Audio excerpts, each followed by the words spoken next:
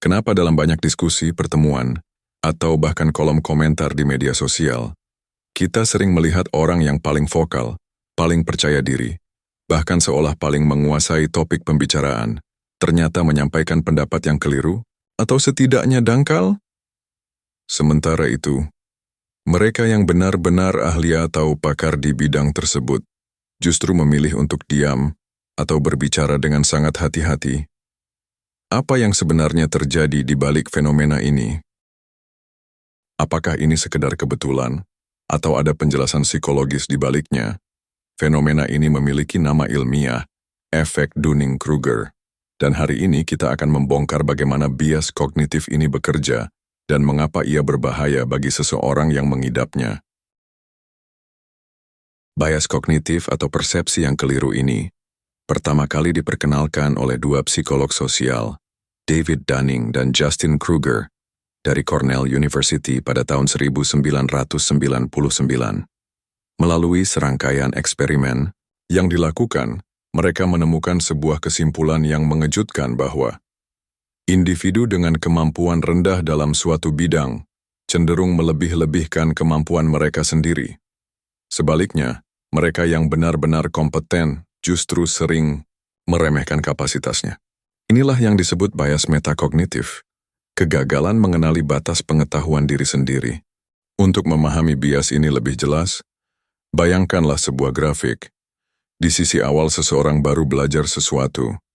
Ia memperoleh sedikit informasi, cukup untuk merasa yakin, namun belum cukup untuk memahami kompleksitasnya. Rasa percaya diri melonjak tinggi. Ini disebut sebagai puncak Mount Stupid. Namun, seiring bertambahnya pengetahuan, ia mulai sadar bahwa dunia tidak sesederhana yang ia kira. Rasa percaya diri merosot tajam ke titik yang disebut Valley of Despair, atau lembah keraguan. Dan hanya mereka yang terus belajar dan berlatih yang akhirnya mencapai kesadaran sejati, yakni kepercayaan diri yang tenang, realistis dan berdasar. Efek Dunning-Kruger bukan sekadar teori. Ia hadir nyata dalam kehidupan sehari-hari kita, seperti seorang netizen yang mengaku paham ekonomi hanya karena mengikuti satu utas Twitter saja. Rekan kerja yang baru 2 bulan bergabung, namun merasa lebih tahu daripada senior atau bahkan pimpinannya. Bahkan politisi atau tokoh publik yang menyampaikan opini tegas tanpa riset atau dasar ilmiah yang memadai. Sementara itu, mereka yang justru memiliki kualifikasi, gelar, dan pengalaman, memilih berhati-hati atau bahkan terkadang menghindari perdebatan. Mengapa demikian? Karena semakin seseorang tahu, semakin ia sadar betapa luasnya hal yang belum ia kuasai. Sokrates pernah berkata, "Semakin aku tahu, semakin aku menyadari bahwa aku tidak tahu apa-apa." Sementara muridnya Plato berkata, "Orang bijak berbicara karena mereka memiliki sesuatu untuk dikatakan. Orang bodoh berbicara karena mereka harus mengatakan sesuatu."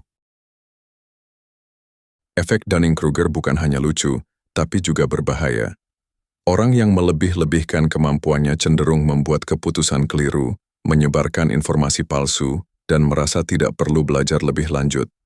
Dalam skala yang lebih besar, ini bisa menyebabkan kebijakan publik yang salah arah, konflik sosial dan bias massal dalam pengambilan keputusan. Lalu bagaimana kita bisa menghindari jebakan ini? Pertama, biasakan mengevaluasi diri secara jujur. Sadarilah bahwa percaya diri tidak selalu berarti benar, dan ragu bukan berarti salah. Kedua, terbuka terhadap masukan dan koreksi. Umpan balik, bukanlah serangan, melainkan cermin untuk memperbaiki perspektif kita. Ketiga, terus belajar.